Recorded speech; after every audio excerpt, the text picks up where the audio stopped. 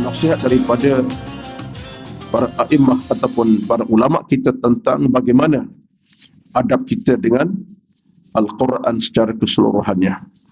Maka tajuknya adalah adab seluruh manusia terhadap Al-Quranul Karim. A'udzu billahi minasyaitonir rajim. Bismillahirrahmanirrahim. Alhamdulillahi rabbil alamin. Ar-Rahmanir Rahim, Maliki yaumiddin. Iyyaka na'budu wa iyyaka nasta'in. Ihdinas siratal mustaqim.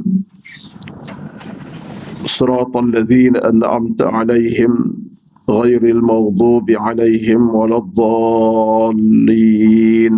Amin.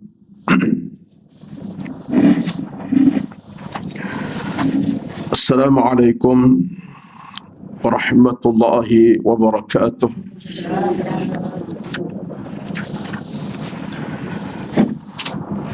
Innal hamdalillah nahmaduhu wa nasta'inuhu wa nastahdihi wa nastaghfiruh wa na'udzu billahi min shururi anfusina wa min sayyiati a'malina. من يهده الله فلا مضل له ومن يضلل فلا هادي له. أشهد أن لا إله إلا الله وحده لا شريك له وأشهد أن محمدا عبده ورسوله. ربنا عليك توكلنا وإليك أنبنا وإليك المصير. اللهم أعنا على ذكرك وشكرك وحسن عبادتك. اللهم أحسن عاقبتنا في الأمور كلها وأجرنا من خزي الدنيا وعذاب الآخرة. اللهم يا مقلب القلوب ثبت قلوبنا على طاعتك. حسبنا الله ونعم الوكيل. ولا حول ولا قوة إلا بالله العلي العظيم. اللهم إنا نسألك الهدى والتقى والعفاف والغنى وزدنا ولا تنقصنا برحمتك يا أرحم الراحمين. اللهم رب اشرح لي صدري ويسر لي أمري واحلل عقدة من لساني يفقه قولي يا رب العالمين. أما بعد، أعوذ بالله من الشيطان الرجيم. وما تفعلوا من خير فإن الله به عليم. Dan apa sahaja yang kamu lakukan daripada perkara kebaikan, maka Allah Subhanahu wa ta'ala amat mengetahui tentangnya. Al-Baqarah ayat 215. Allah juga berfirman dari yang lain, wa ma taf'alu min khairin ya'lamuhu Allah.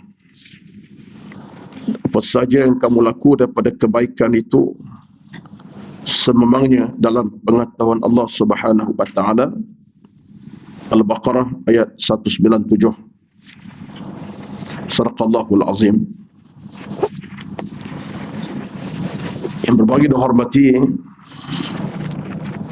dan kuasa pengurusan Duha Masjid Al-Falah,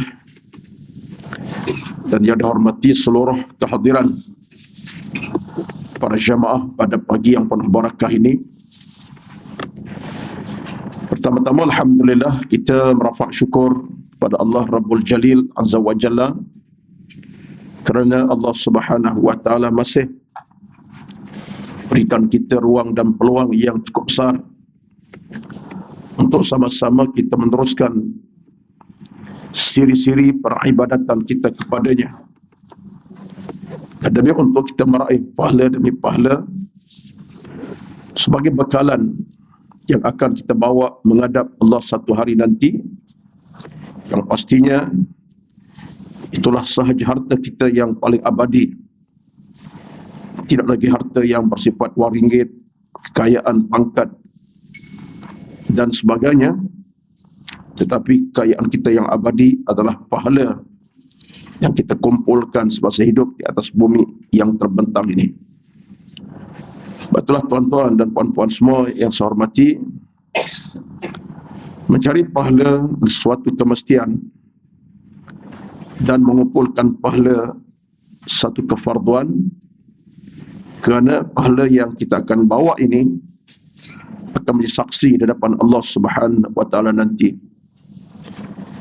Kata Al-Imam Ibnu Qayyim Al-Jauziyah dalam kitab Al-Fawaid, satu kata-kata yang ringkas menarik, kata beliau, terjemahannya, dengan kata beliau secara keseluruhan, kehidupan dunia tidak akan kekal sekalipun usia kita diberikan Allah panjang dan rezeki yang banyak, tetapi yang kekal abadi ialah amalan kita. Kerana amalan kita bila terjemah dengan pahala, dia akan kekal. Ini pandangan menarik daripada Al-Imam Ibnu Qayyim daripada kitab Al-Fawaid. Jadi kita boleh faham dalam hidup kita ini, sekalipun kita dapat rezeki yang banyak, rezeki umur, rezeki harta benda, kehidupan yang senang lenang, tidak akan kekal selama-lamanya. Tapi kekal ialah pahala kita cari. Sekecil mana pahala kita buat, itu akan mengekalkan kita si Allah Subhanahu wa taala. Betullah kata Al-Imam Ibn Qayyim, maka rebutlah pahala semahu-mahunya sebelum Allah tutup ruang kita untuk dapatkan pahala tersebut. Rebutlah pahala seluas-luasnya, semahu-mahunya sebelum Allah tutup ruang kita untuk dapat pahala tersebut. Jadi ini antara nasihat yang saya kira sebagai mukadimah kepada bicara kita pada pagi ini, untuk mengajak diri saya dan mengajak yang hadir setiap kali pengajian diadakan ini, kita terus bersama dengan pahala demi pahala sampai ke akhir usia kita, hidup dengan pahala dan mati dalam pahala. Amin ya rabbal alamin. Catatkan, ini kata-kata daripada Al-Imam Ibnu Qayyim Al-Jauziyah dalam kitabnya Al-Fawaid. Bicara kita pada pagi ini adalah sambungan bicara kita pada bulan yang lalu ataupun awal Januari yang lepas, 4 Januari yang lalu, di mana tajuk kita pada pagi katakan masuk tajuk yang baru, itu bab yang ke-7, merupakan bab yang agak terakhir dari kitab kita ini. Belum bab ke-9 yang terakhir, kita akan tengok dulu bab ke-8 ini. InsyaAllah mudah-mudahan Allah permudahkan urusan kita untuk menyelesaikan kitab yang telah menjadi teks pengajian kita agak lama. Ya, bermula daripada seawal kita mulakan kitab ini, seingat saya lah dalam catatan, di awal kita mulakan ialah pada tanggal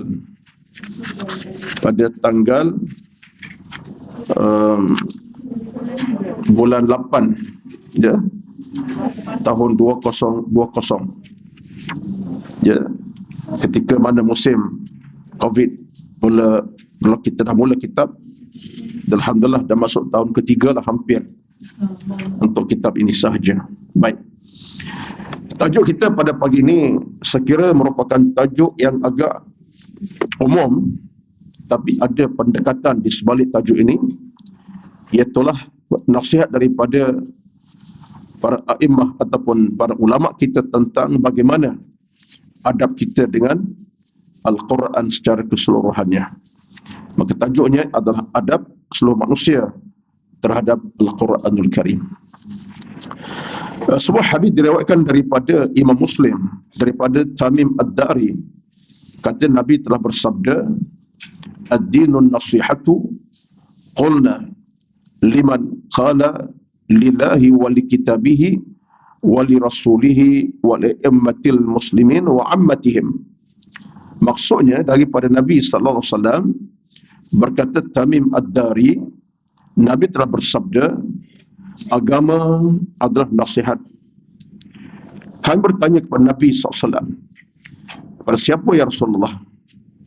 Jawab Nabi SAW, kepada Allah, kitabnya, rasulnya, para pemimpin kaum muslimin dan seluruh manusia atau mereka. Hadirin tuan-tuan, kalau kita nak tengok secara keseluruhan panjang ceritanya kerana dia hadis umum. Tetapi kalau kita nak tengok dalam konteks Al-Quran sesuai dengan tajuk kita, itulah yang kita kena bincangkan.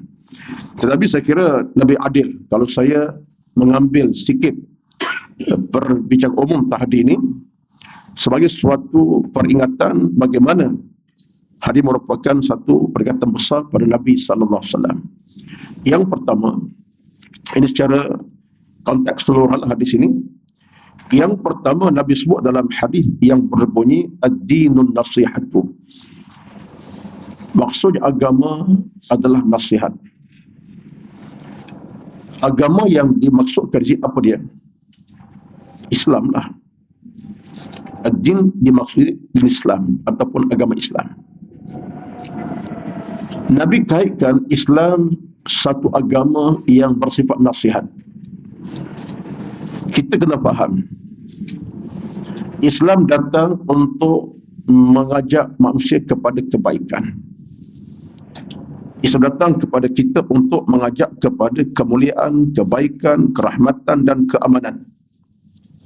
Itulah Islam. Dan nama pun Islam. Islam apa makna? Sejahtera. Salam kesejahteraan. Salam keselamatan. Salam Islam keamanan.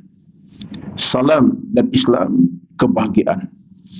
Jadi apa saja perkataan melambangkan sesuatu yang sifatnya mulia, Islam. Kerana Islam datang dalam kata salam. Betullah menjadi perkara utama dalam hidup kita malam siang ucap salam. Kenapa kita diminta supaya iqra'is salam, bacakan salam, ucapkan salam? Kerana kita mohon kebahagiaan, mohon kesejahteraan, mohon keselamatan.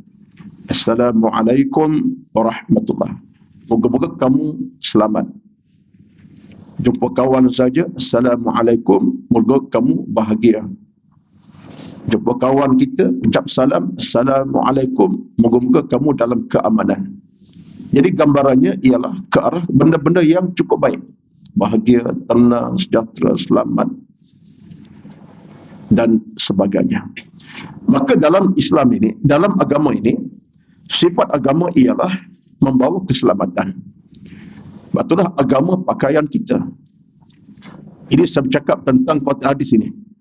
Saya fikir hari ini tidak boleh kita tengok secara sempit. Kita perluaskan sikit. Agama ini adalah jalan keselamatan. Dan wajib kita pegang agama. Jadi kalau ada orang tak ada pegang agama, bahkan bebas pada agama, dia telah menempuh jalan keburukan dan jalan kecelakaan. Kalau ada orang lah, aku tak payah pegang agama, kau agama. Awak telah menempuh jalan kecelakaan. Awak nak ke mana kalau tak ada agama? Hidup tak ada agama macam binatang yang tak ada apa. Yang dia tahu berak, kencing, rata-rata, makan makanan yang kotor, tidur tempat yang tak elok, itu binatang. Kita fikir tentang tempat tidurnya selesa tak selesa, asal boleh tidur, tidur lah. Di bawah taiknya boleh tidur. Dia berak, dia tidur tempat taiknya. Sebab dia tak ada kekuatan apa. Sebab tak ada pegangan. Jadi manusia ini bukan binatang. Jadi apa sifat agama? Agama ialah membimbing. Mengenalkan dia tentang soal baik dan buruk, dosa dan pahala, benar dan salah. Itu agama. Bila agama datang membimbing kita, kita akan faham mana jalan keselamatan, mana jalan keburukan, mana jalan dosa, jalan pahala, mana jalan Allah haram, Allah halalkan. Agama. Betullah kita saban hari, saban waktu mesti jaga agama untuk menjadi pakaian kita dan menjadi sesuatu yang boleh bawa kita ke jalan kepada sungguh-sungguh. Maka dalam Islam, dalam agama kita, jelas Allah Subhanahu wa taala sebut dalam ayat yang berada dalam surah Ar-Rum 30-31 tentang agama ni. Allah sebut dalam surah Ar-Rum 30-31. Boleh buka ayat ini. Allah kata apa? Fa'aqim wajhaka lid-din hanifan fitratallahi allati fatara an-nasa 'alaiha la litabdila li khalqillah dzalika ad-dinul qayyim walakinna aktsara an-nasi la ya'lamun munibina ilaihi wattaquhu wa aqimus salata wa la takunu minal musyrikin. Ar-Rum ayat 30-31. Ini ayat tentang apa ni? Tentang wajib kita pegang agama. Wajib kita pegang agama sebagai sandaran kehidupan kita. Ada agama yang wajib tahu, agama apa? Agama Islam, tidak agama yang lain. Ini sebut Allah dalam surah Al-Imran 85. Allah sebut dalam surah Al-Imran 85, Allah kata apa? Wa may yabtaghi ghayra al-islami dinan falan yuqbala minhu. Siapa yang ambil agama lain dari Islam, Allah tak terima. Falan yuqbal, Allah tak akan terima dia. Sebab apa? Dia pilih lain pada agama Islam. Al-Imran ayat 85. Catat tuan-tuan, ini ilmu ni. Kau cari tak jumpa ni. Ya. Allah sebut Quran, wa may yabtaghi ghayra al-islami dinan falan yuqbala minhu wa huwa fil akhirati minal khasirin. Maka barang siapa yang cari lain dari Islam agamanya yang dipegang, dianuti, Allah tak akan terima. Dan dia berada kerugian. Dunia akhirat akan rugi, kata Allah. Al-Imran 85. Demikian Allah sebut dalam Al-Imran ayat 19. Sebelumnya lagi. Al-Imran surah yang sama ayat 19. Allah kata apa? Inna ad-dina 'indallahi al-Islam. Hanya satu agama saja si Allah yang Allah akui, agama Islam. Nah, inilah suatu yang meyakinkan kita. Dan ia keyakinan kita kena pegang. Kalau datanglah ism, pemikiran, agama baru yang lama dalam apa warna sekalipun, semuanya kita tolak dan kena wajib tolak. Datanglah agama apa sekalipun, yang baru, yang lama. Yang lama lah. Dah beribu tahun. Dengan ajaran Confucius-nya, dengan ajaran macam-macam yang nama Buddha, Kristian, macam-macam. Hindu, semuanya tertolak. Dan termasuk ajaran baru-baru, agama baru. Diadakan satu kajian di Amerika pada tahun 2000 ataupun 1998 lebih kurang. Di Amerika, dalam tempoh berapa dekad ini, lebih kurang ada 60 agama baru. 60 agama baru. Ada pencipta dia. Ada profesor universiti dalam bidang fizik. Dia buat satu analogi tentu, dia fikir ada agama. Dia buat agama. Dan semua karut belaka. Tak bertahan. Mengikut ada 100 orang. Ada 1000 orang. Akhirnya lingkup. Sebab tak mungkin yang kekal hanya agama Islam. Sebab apa? Sebab Allah istilah dalam Quran. Wa may yabtaghi ghairal islami dinan. Siapa yang cari lain Islam agamanya, dia tak akan selamat, kata Allah. Dia akan rugi serugi-ruginya. Rugi dalam kacamata agama, bukan rugi dalam konteks pemikiran dunia kita. Rugi agama ni rugi sungguh. Rugi sungguh, tuan-tuan. Sebab itulah bila tak ada agama, kita sudah menjadi haiwan, menjadi binatang yang tak ada harga lagi dah.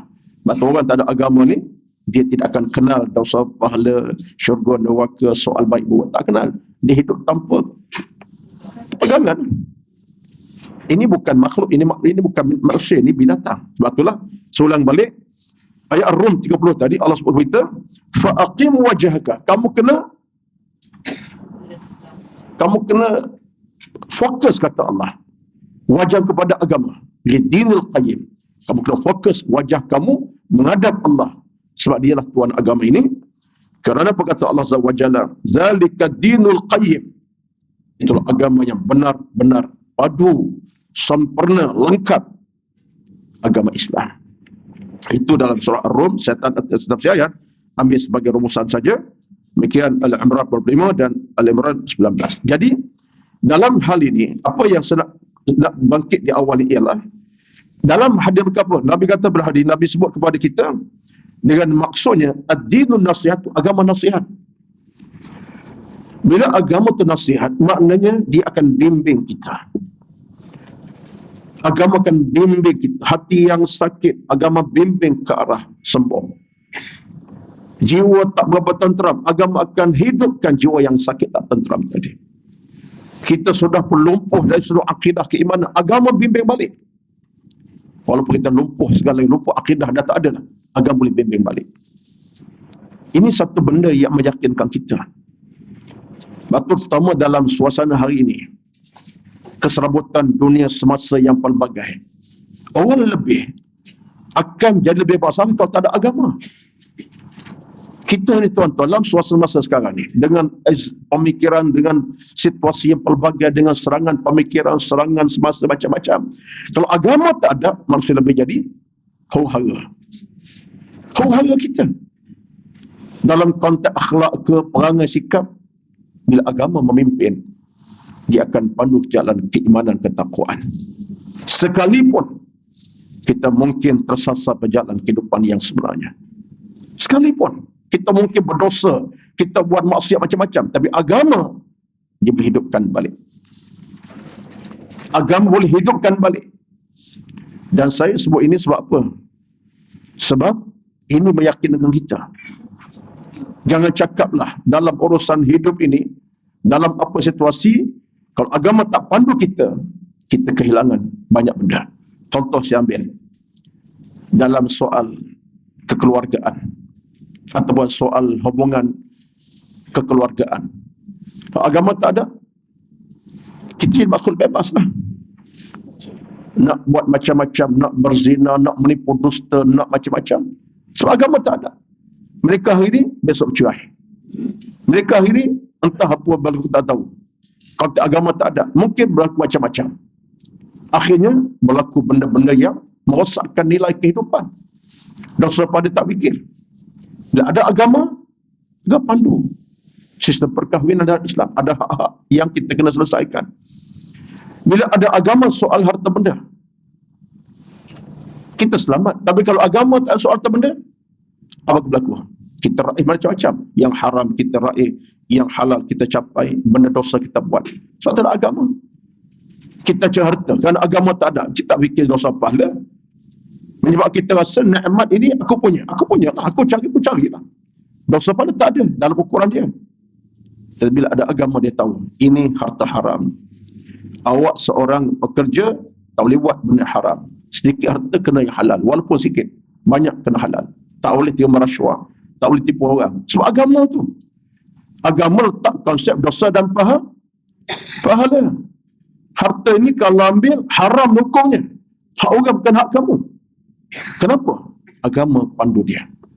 Kalau agama tak pandu, masuklah. Kira masuklah. Dia kira masuk, tak kira dosa pahala. Nampak tak? Ini prospek penting. Dalam bab harta, bab keluarga, dalam bab apa sajalah. Itulah saya nukil sebab saya bukan nak detail sangat, tapi kena sebut sikit. Maka kita nak perkemaskan lagi, sebab kita lihat agama satu perkara yang paling menyempurnakan kita. Dan Allah Subhanahu wa ta'ala sebagai tuan agama, kita kena faham tu. Yang jadi tuan agama, yang mengurus agama, bos agama siapa? Kita sebut macam tu lah. Bukanlah kita letak bos tuan tu nampak lekeh, tak. Tapi kataan yang tinggi nilainya. Bos tinggi, kepada lagi tinggi lah. Dia bos dunia, bos akhirat pun dia. Jadi kita tak nilai tu tinggi. Bila sebut Allah sebagai bos kepada agama, maka pasti Allah tak akan bawa kita jalan yang buruk. Allah akan bawa kita kepada jalan keselamatan, keamanan, kebahagiaan dan kemuliaan. Betullah dalam hadis Nabi sebut berita, ad-din nasihat, agama tu adalah bimbingan. Kenapa Nabi guna nasihat? Ini satu lagi soalan kecil. Kenapa Nabi guna kalimah an-nasihah? Kenapa? Sebab bila sebut tentang nasihat atau bimbingan atau ajakan, dia menggambarkan suatu nilai. Satu nilai yang positif dan nilai yang amat berharga. Sebab nasihat, tuan-tuan, satu pandangan, satu perkataan yang ada positifnya. Ada unsur moral yang cukup tersirat dalam tersurat. Nasihat. Dan kita boleh faham, bila sebut nasihat ini satu gambaran yang ke arah mengajak kebaikan. Kata sebagai contoh, ayah nasihat kepada anaknya, Ayah nasihati anaknya. Ibu menasihati anaknya. Kita nampak dah. Apakah mungkin seorang ibu nasihat anak pada keburukan? Tak mungkin. Kalimah satu gambaran kalimah yang ada di sana kemuliaan. Dia tak ada nasihat agar kejahatan, keburukan. Nasihat mesti tak langsung kepada kebaikan. Bila ayah nasihat anaknya, pasti ke arah kebaikan. Abang Long, kawan yang elok-elok, pilih kawan yang baik-baik. Abang Long belajar betul-betul. Abang Long hormat guru yang mengajar Abang Long. Kak Lang dengar cakap mak dan ayah. Benda itu ada unsur yang cukup harmoni. Nasihat biasa macam tu. Bahkan dalam Al-Quran sendiri pun Allah guna perkataan nasihat banyak kali dalam Quran Al-Karim. Dalam bentuk watawasaw. Bagi kita buka Quran. Coba tengok dalam surah yang paling pendek sekali. Yang tersurah pendek apa dia? Al-Asr. Allah kata apa? Wal asri innal insana lafi khusrin illa alladhina amanu wa amilus salihati wa tawasaw bil haqqi wa tawasaw bis sabri. Tengok. Allah guna perkataan watawasaw daripada kalimah wasa. Daripada kalimah wasa mana menasihati. Kemudian berubah jadi watawasal, mereka nasihati. Allah guna perkataan watawasal. Dan orang beriman sifat macam mana? Watawasaw bil haqqi, mereka berpesan nasihat dan benda kebaikan, kebenaran. Watawasaw bis sabri, mereka berpesan dalam benda kesabaran dalam beragama. Quran pun sebut. Jadi dalam hal ini Nabi guna perkataan dinasihati sebenarnya digambarkan agama ini kalau merupakan bimbingan. Agama tak akan mengajak orang kepada keburukan. Agama tak akan ajak orang kepada kejahatan dan kehinaan. Tak ada. Sebaliknya agama ini yang terhina menjadi terbaik. Yang dah buruk menjadi mulia. Itu agama. Menjadi orang tu memang dah terburuk sangat dalam pandangan manusia. Menjadi orang terbaik di kalangan manusia. Umar Al-Khattab, saya bagi contoh yang real lah, yang kita boleh baca sejarah. Umar Al-Khattab radhiyallahu anhu. Sejarahnya penuh keburukan lah. Tak boleh sebutlah. Tapi banyak keburukan. Tapi termulia dia kerana agama. Sebab agama sifatnya merubah manusia. Yang dah baik, makin baik. Yang buruk jadi baik. Jadi kita cukup bahagia sebenarnya. Sebab itulah saya minta dengan nas hadis ini, walaupun hadis tidak saya detailkan sangat lagi tentang hukum kecil, tapi ambil kata itu cukup untuk mengajak tuan-tuan dan saya pada pagi ini, kekalkanlah. Bahawa kita bila hidup dengan agama, percayalah, agama tidak akan bawa kita ke jalan keburukan dan kepahihan kesatan. Kecuali kita milih tidak beragama, maka anda milih jalan yang salah. Kecuali bila anda pilih jalan tak nak agama, tak payah agama menyusahkan, anda telah pilih jalan yang salah dan jalan kehinaan. Tapi bila anda pilih jalan agama, anda jahil boleh alim, anda jahat boleh jadi baik, anda kurang agama jadi agama, anda keadaan buruk macam mana jadi baik. Tuan-tuan, boleh yakin tak? Kita yakin insya-Allah. Ukuran ada di situ. Ukuran boleh kita letak dalam kotak media kita masing-masing. Saya pun sama. Saya tak kata seterbaik, tapi ke arah menjadi orang baik kerana agama. Kerana agama. Puan-puan pun sama.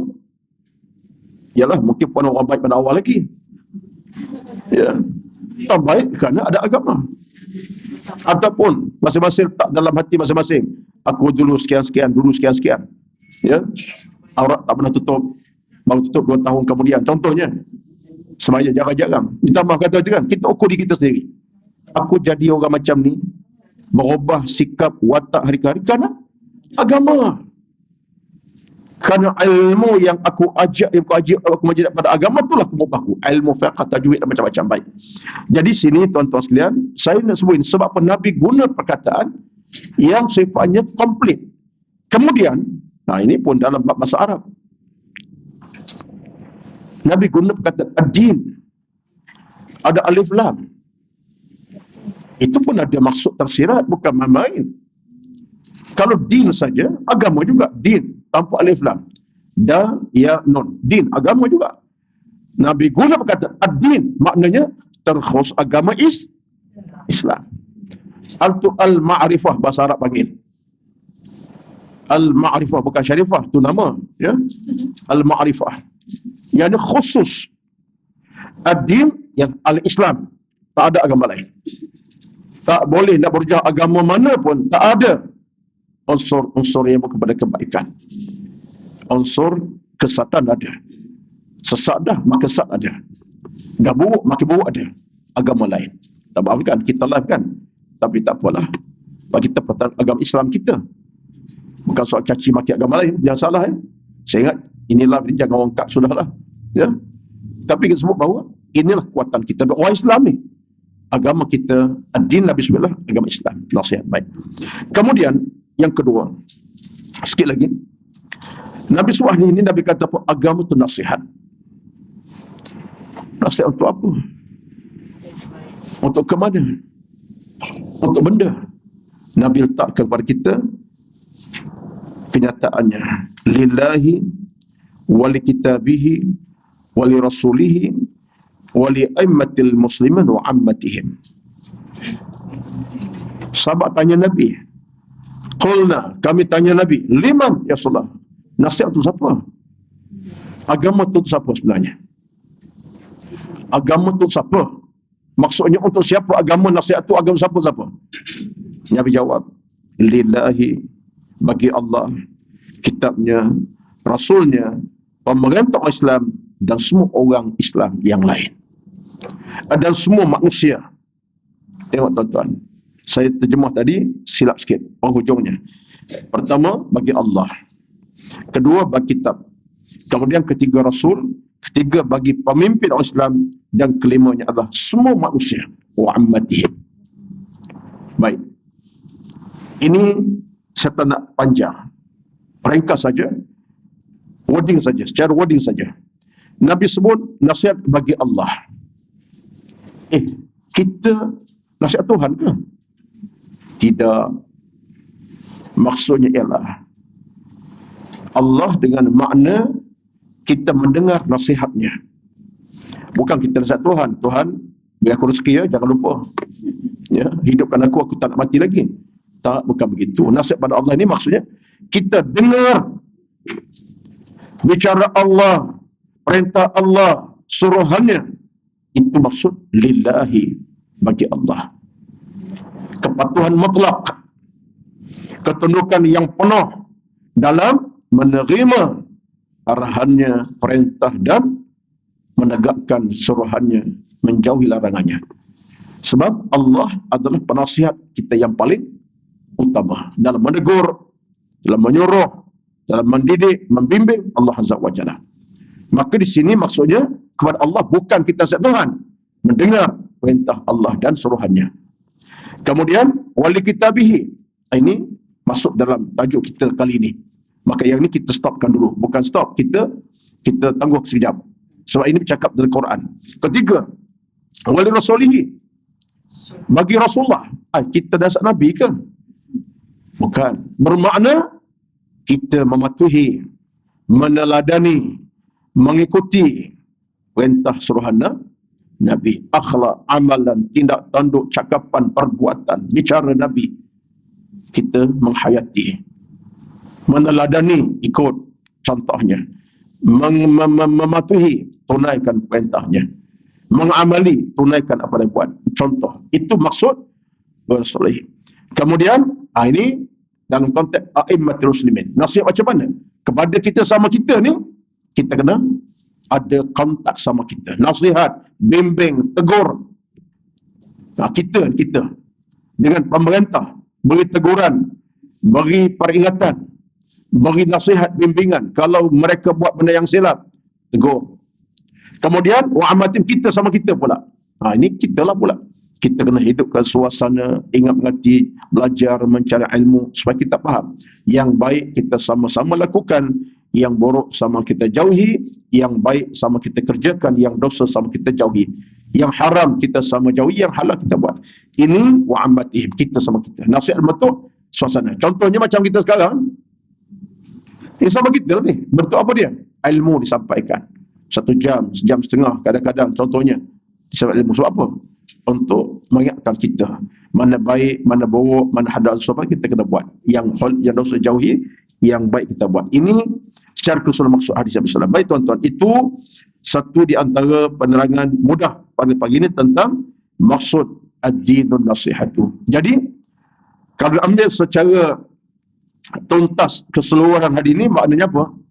Maknanya kita sebenarnya ada satu agama yang Islam namanya di agama yang cukup padu dalam membimbing, dalam mengajak, dalam memandu, memimpin kehidupan kita ke arah jalan keimanan keselamatan, iaitu agama Islam yang syarat dengan perintah, suruhan, tegahan, larangan dan semua perkara demi untuk memandu kita ke jalan yang baik dan sejahtera. Dunia bahagia, akhirat kita mendapat keredaan. Syarat dalam agama. Maka ada orang yang tak yakin, tak meyakini, tak berapa nak ikut agama, awak yang silap, bukan agama silap. Awak yang tak betul, bukan agama tak betul. Awak yang tak kena, awak yang tak betul. Cara berfikir. Kalau awak fikir cara betul, awak akan nampak agama ini adalah penyelamat aku. Kalau aku tak ada agama, aku akan sengsara dunia akhirat. Aku pegang agama, aku boleh berubah jadi orang baik. Daripada jahat ke baik, baik ke lebih baik. Tuan-tuan. Boleh? Boleh ya? Okey, kita boleh berhenti lah. Sekian. Assalamualaikum. Dah boleh berhenti ya. Dah panjang pun lagi. Baik, selesai tentang hadis ini. Hadis ini tuan-tuan boleh tengok secara detail dalam hadis 40. Ya. Hadis 40 ada. Dia ada berapa saya tak ingat. Hadis 40. Kalau ada pengajian hadis, detail lagi lah tentang konteks-konteks itu. Tapi saya ambil secara rumusan saja.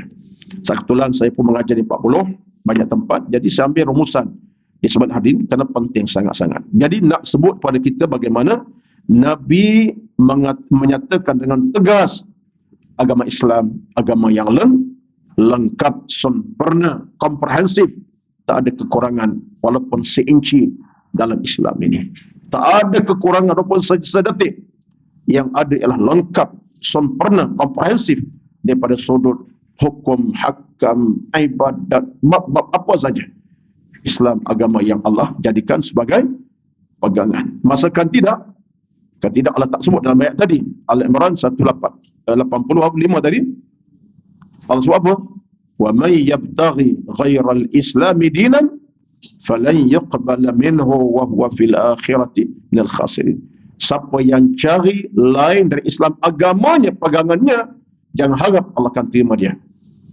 Jangan harap Allah terima dia, Allah tak terima. Bahkan Allah berjanji wa huwa fil akhirati, di akhirat dia akan rugi serugi-ruginya. Paling rugi sekali di akhirat. Sebab apa? Nak ke mana dia? Nak ke syurga, buat ke mana syurganya? Kamu tidak orang Islam. Islam kepegangan kamu, nak ke syurga apa? Jadi tidak ke syurga lah kita. Walaikumsalam. Jadi itu satu petunjuk besar pun. Baik tuan-tuan. Allahu Akbar. Saya tak bercadang pun untuk bercakap detail panjang begitu. Tetapi dia mulut ni insurans tak ada, dia keluar aja, ya. Itu jadi masalahnya. Tak perlu kata kat Saltur. Memang kita nak kena benda macam ni sekurang-kurangnya lepas ni puan ada hujah lah. Ada kawan-kawan kita yang nampak meremehkan agama, alah mengaji-mengaji ni melelahkan, meletih kata ayah pun. Agama-agama ni susah sangat. Jawab. Hadis-hadis Nabi dah sebut pada kita. Ad-din nasihat tak ada lah. Yang betul syarah sikit, dah mengaji syarah lah. Takkan tu syarah setengah jam. Baik. Rugilah kita catat dah banyak tu. Penuh kitab tulis. Ya. Baik. Kemudian sambungan ceritanya, ini bawa masuk tajuk yang sepatut kita masuk sebenarnya. Daripada tajuk adab terhadap Al-Quran. Dia begini sebenarnya. Kita dah sampai kepada satu tahap. Setelah kita gunakan kitab daripada awal sampai ke tajuk yang ke-6 sebelum ini, bahkan tajuk baru sekarang ni, kita jangan lupa yang kita bercakap tentang bagaimana konteks hubungan kita dengan Al-Quranul Karim. Ini yang utama sekali. Kita bercakap dari awal sampai sekarang ni, konteks hubungan kita dengan Al-Quran. Adabnya, kepatuhannya, amalannya, penerimaannya. Ini yang kita kena fahami. Sebab Al-Quran adalah segala-galanya kepada kita dan segala-galanya kepada kita Al-Quran Karim. Kitab penyelamat, kitab pemandu, kitab memimpin, kitab pedoman, akhirat di akhirat Quran. Kita faham macam tu. Jadi bila kita faham Quran tu segala-galanya, jiwa kita ni tuan-tuan, jiwa yang tak akan lupa Al-Quran. Kita akan menikmati Al-Quran dalam bentuk yang paling konsisten. Daripada bacaannya, kefahamannya, tadabburnya, mengamalinya. Ini yang kita nak sebenarnya. Tidak kena Al-Quran, kita ada harga dalam hidup ini. Tak kena Quran lah, kita dibimbingan oleh Allah SWT baik. Ulama berkata, dengar tuan-tuan ya, ulama berkata, nasihat kepada kitab Allah, yakni Al-Quran ni. Sekarang kita bincang khas kepada Al-Quran saja. Hadis kita bincang kepada Allah macam mana, Nabi bukan tak masuklah tu. Ulama berkata, ini siapa catat? Kata Imam Nawawi lah ni dalam kitab terjemahannya. Nasihat kepada kitab Allah ialah mengimani yang ia adalah kalam Allah Ta'ala. Nampak? Nasihat kepada kitab Allah ialah pertama, tulis nombor 1 tepi itu. Mengimani ia adalah kalam Allah Subhanahu wa Ta'ala. Al-Quran kalam Tuhan, tidak kalam manusia, tidak kalam malaikat, tidak kalam makhluk, melainkan kalam Allah. Ini maksud nasihat pada Quran, kita mengimani daripada itu Al-Quran, daripada ayat Bismillah sampai terakhir, ia adalah ucapan Allah, kalam Allah. Betullah saya di awal-awal muqaddimah bicara kitab ini, bicara Quran, saya dah beri takrifan. Apa makna Al-Quran tuan-tuan? Kita semak balik, apa takrif Al-Quran ini? Apa makna Al-Quran? Quran lah Ustaz, apa lagi? Betul lah tu. Tapi kalau ikut kepada kitab panduan, itu tafsiran. Pedoman tafsiran. Tapi makna Quran apa dia? Kata ulama, ini kata ulama. Kalamullahil munazzal ala Muhammadin sallallahu alaihi wasallam al-muta'abbadu bitilawatihi wal amali bih. Ini ta'rifan ulama. Bukan dibuat-buat oleh kita, ulama yang menakrifkan Quran dengan cara bahasa mudah. Kata mereka, Al-Quran ialah kalamullahil munazzal, kalam Tuhan. Totally kalam Tuhan, tak ada sedikit pun kalam manusia, bikin Allah semata-mata. Al-munazzal, Allah turunkan ala Muhammadin, ke atas nabinya Muhammad sallallahu alaihi wasallam. Nabi hanya terima saja. Nabi hanya terima saja. Kalam Tuhan Nabi terima dalam bentuk yang berpecah-pecah lah, secara, orang kata apa, secara sikit demi sikit, dalam 23 tahun lah. Tapi Nabi terima daripada bismillahnya, alhamdulillahnya, alif lam mimnya, menua ayat walaupun sepatah. Kalam Tuhan, kata para ulama, ialah Al-Quran kalam Tuhan, al-munazzal, diturun ke atas Muhammad, al-muta'abbadu bitilawatihi wal amali bih. Dia dianggap kitab yang kita mesti beribadat dengannya. Dengan cara mana? Baca dan beramalkannya. Quran itu sifatnya apa dia? Kitab ibadat kepada kita. Sifatnya macam mana? Kita kena baca dan beramal. Itu Al-Quran. Betullah Quran kalau sekadar letak di atas rihal, atas meja, cantik-cantik, bukanya tidak, itu perhiasan, bukan kitab ibadat. Kalau Quran hanya diletak di atas satu tempat khusus dalam almari dengan harga dah 20,000, Quran diletak dengan harga 45,000, itu perhiasan untuk ditonton pada orang. Quran bukan perhiasan. Quran al-muta'abbadu bitilawati wal amal. Quran itu adalah kitab ibadat yang kita kena baca dan beramal dengannya. Beramal maksud apa? menunaikan perintah-perintah yang ada dalam Quran. Sekalipun faham tak faham, Allah kata buat, larang tinggal. Itu dia. Jadi itu sebablah kita Quran, tuan-tuan, segala-galanya lah. Jadi ini yang disebutkan para ulama, dikata apa? Nasihat kepada kita Allah mengimani. Pertama sekali yang kita imani, dia kalam Allah. Tak ada campur tangan manusia. Nabi tak campur tangan langsung walaupun sepatah. Yang Nabi terima, itulah ayatnya. Nabi terima, itulah surahnya. Tak ada campur tangan daripada manusia. Kemudian, dan dia menurunkannya. Yang kedua, dia menurunkannya. Tadi sebutlah tadi kan, Allah yang turunkan Nabi Muhammad. Munazzal. Allah yang turunkan Nabi Muhammad SAW. Dengan maksud, Allah, kan Quran tempat yang suci, Lauh Mahfuz, tempat yang mulia, yang orang tak tahu keadaan tempat itu, hanya Allah mengetahui. Tempat yang mulia, Lauh Mahfuz, tempat yang mulia, diturunkan pun atas orang yang paling mulia. Mulia tempat, mulia manusia menerimanya. Itu Nabi SAW. Allah tak pilih orang yang tak mulia terima Quran. Allah pilih Nabi Muhammad yang Allah muliakannya sebagai insan paling mulia antara makhluk-makhluk di atas bumi sampai kiamat. Jadi tengok tuan-tuan, Quran, Lauh Mahfuz, tempat paling mulia yang langsung tak dimasuki oleh mana-mana makhluk. Kemudian Allah turun atas Nabi yang paling mulia, Muhammad sallallahu alaihi wasallam. Betullah ada ulama yang kata ini, saya tak ingat saya sebut ke tidak, tapi kadang-kadang lupa nak sebut. Kata Imam Al-Ghazali rahmatullahi alaihi, sebenarnya orang yang suka baca Quran, orang yang suka mengaji Al-Quran, orang yang suka memahami Al-Quran adalah orang yang sedang dimuliakan oleh Allah dan mencari kemuliaan daripada Allah Subhanahu wa taala. Imam Al-Ghazali, orang suka baca Al-Quran dan seronok nak faham Al-Quran dan suka sangat untuk mengambil iktibar Quran. Orang ini sedang mencari kemuliaan dan dimuliakan oleh Allah Subhanahu wa taala. Bahasa itu cukup tinggi. Allah muliakannya dan dia sedang mencari kemuliaan pada Allah. Dia cari Allah punya kemuliaan. Betul. Betullah kita boleh nikmati rasa semua itu tuan-tuan. Saat kita rasa kita gundah gulana, tak berapa nak settle dalam hidup, Quran tempat kita mencari segala pintu kemuliaan. Daripada kita baca saja, pahala dapat. Kita faham, dapat rezeki kita faham dan tahu apa kita baca. Faham hukum hakam. Tak mulia ke? Mulia lah. Dari sudut tu pun dah mulia dah.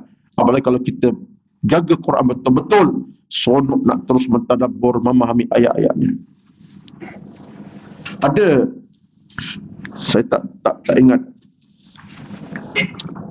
ada satu kata-kata menarik dalam catatan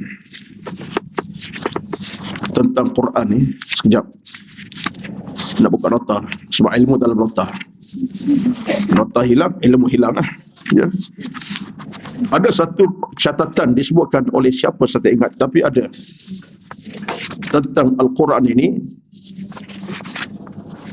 Saya ingat kalau tak Imam Ghazali pun ulama salafun as-salih yang ada berkata, ya,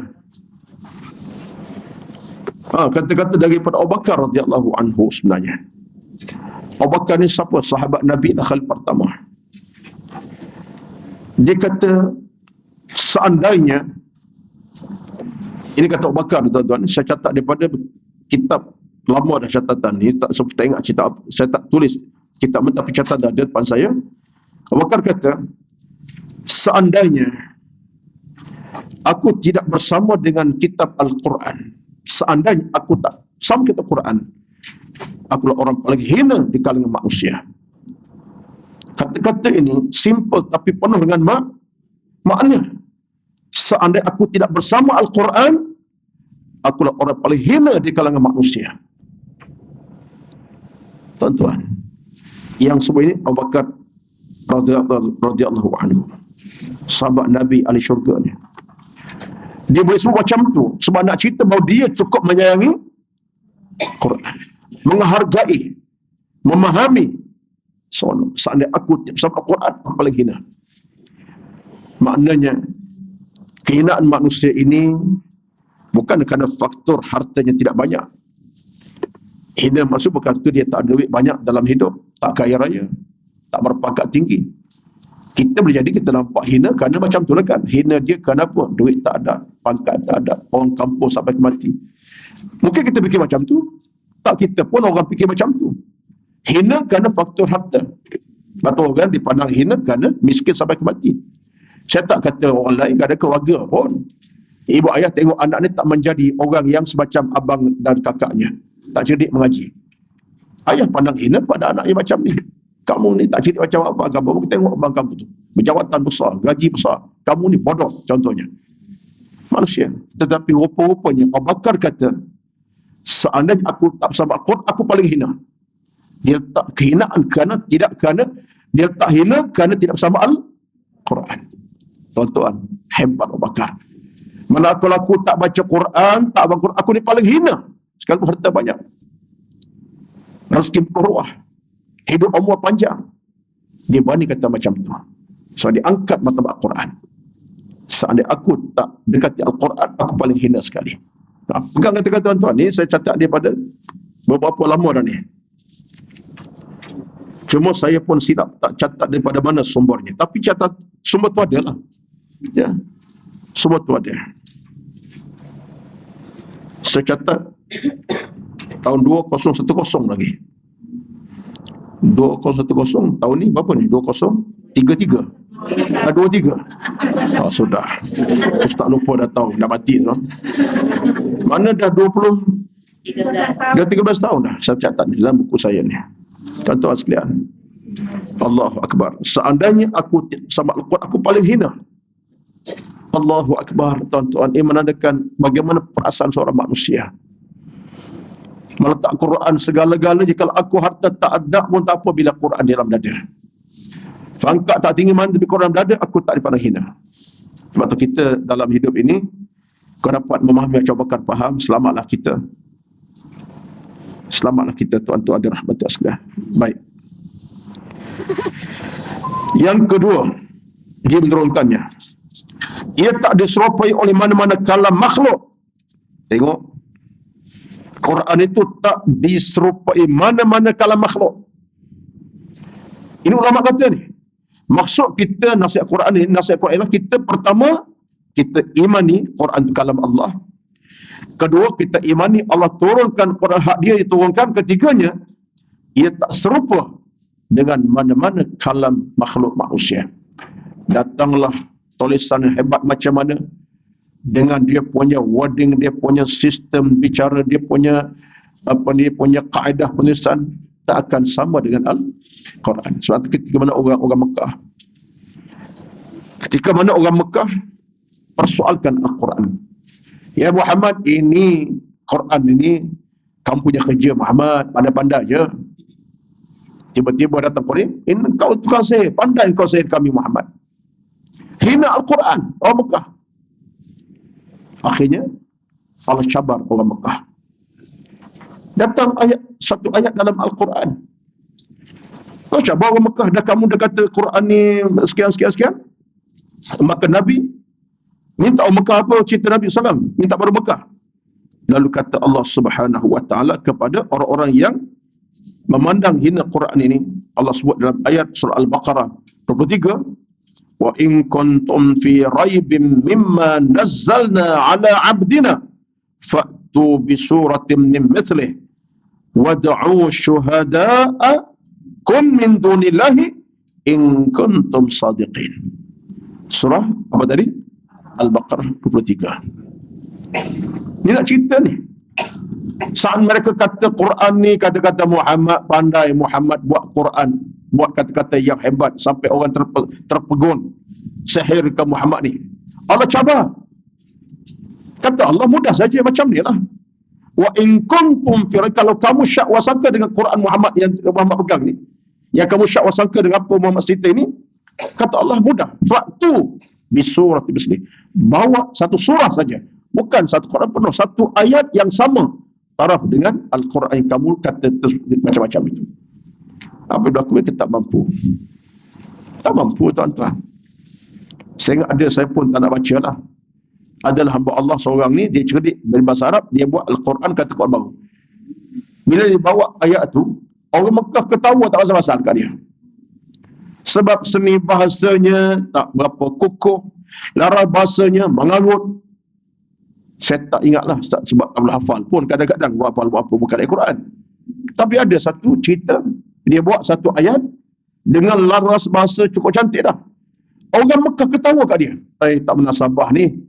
Teruk sangat laras bahasa dia ni. Seni bahasa tak langsung ni. Tak boleh menandingi Al-Quran yang laras bahasanya lengkap, seni kata-kata pun sempurna. Tuan-tuan, ini antara baik.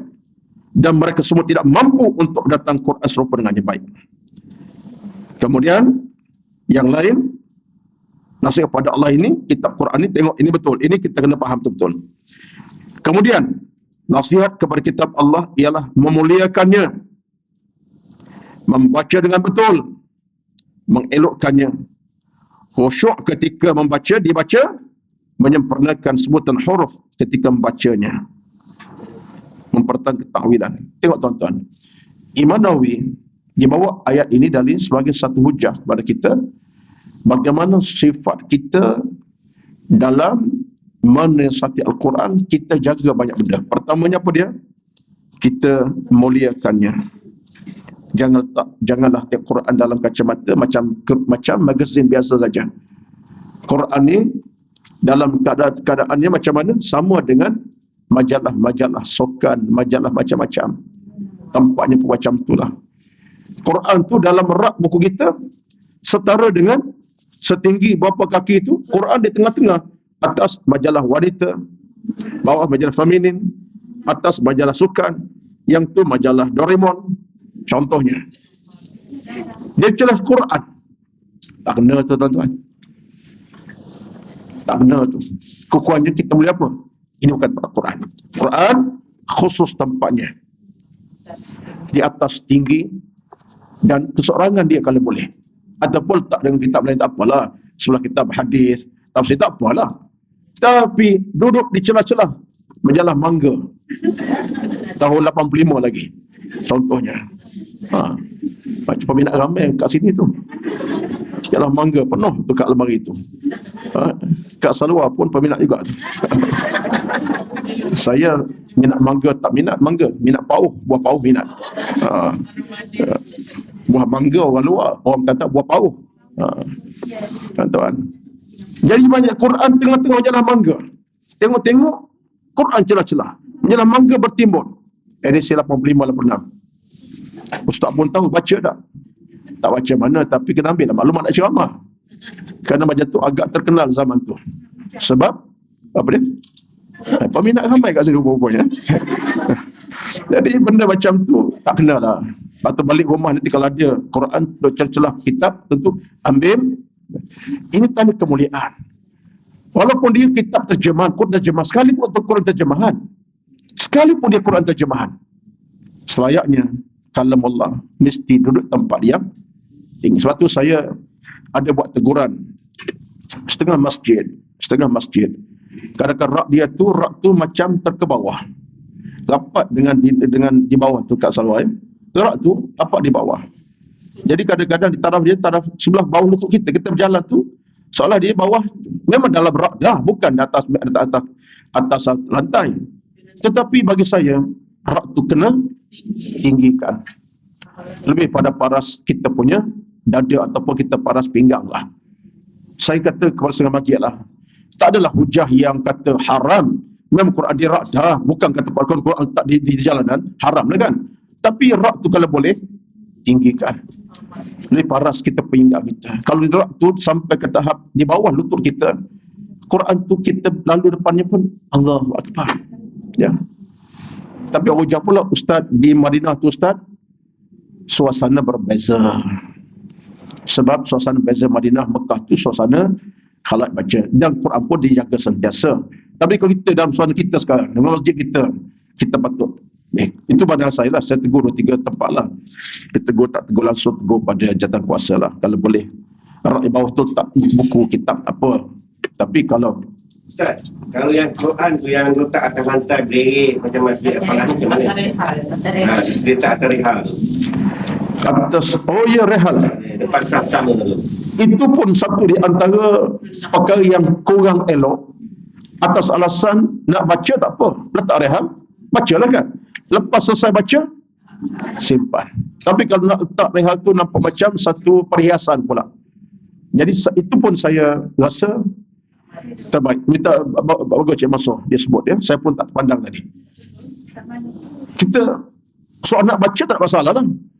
Selesai baca, tak balik. Rehal tu nak buka 24 jam tak apa rehal tu. Ya. Asal jangan duduk atas rehal sudahlah. Ya. Tapi itu benda macam dapat simple, tapi kemuliaan itu. Sebab Quran tempatnya tinggi. Tak lebih tinggi lagi pembaca lah. Tapi kita kena ambil fizikal. Macam fizikal kita kena sempurna. Tapi kita sebagai pembaca pun kena lebih mulia. Sebab itu kita kena baik. Tuan-tuan sekalian, membaca yang betul, mengelokkannya. Ini di antara benda-benda yang saya rasa tak perlu detail, kita faham. Kena baca, kena belajar, elokkan bacaan. Jadi kekuatan kita kena ada lah. Usaha untuk terus membaca dan membaca. Belajar dan belajar. Lama kelamaan dah kita mula belajar satu huruf ke huruf, satu hukum ke hukum yang lain, makhraj hurufnya, tuan-tuan akan dapat kemuliaan itu insyaAllah. Wallahu a'lam, itulah sekadar pertemuan pada hari ini. 11.10 dah.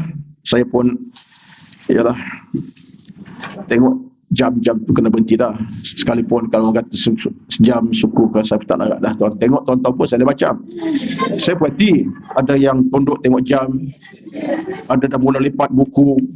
Ya, tak ada habis ceramah dia mula lipat buku dah. Jadi fahamlah tu. 2-3 orang buat tanda mewakili yang lain lah tu ya. Jadi sebelum tuan mengamuk, saya berhentilah insya-Allah. Kita sambung lagi insya-Allah akan datang. Wallahu a'lam. Bismillahirrahmanirrahim. Alhamdulillahirabbil alamin. Wassalatu wassalamu ala sayyidina Muhammad wa ala alihi wa sahbihi ajma'in. Allahumma inna nas'aluka ridha'aka wal jannah wa na'udzubika min sakhatika wan nar. Allahumma innaka tuhibbul afwa fa'fu 'anna ya karim. Allahumma taqabbal minna innaka antal alimul hakim. Allahumma ij'alil Qur'ana rabi'a qulubina. Ya Allah, jadikan Al-Quran bertapak dalam hati sanubari kami. Allahumma ij'alil Qur'ana rabi'a qulubina. Jadikan Quran bertapak dalam hati sanubari kami. Allahumma ahina bil Quran, hidupkan kami bersama Al-Quran, wa amitna bil Quran, dan matikan kami bersama dengan Al-Quranul Karim. Rabbana atina fid dunya hasanah wa bil akhirati hasanatan wa qina adzabannar. Wassallallahu ala sayyidina Muhammad walhamdulillahi rabbil alamin. Assalamualaikum warahmatullahi wabarakatuh.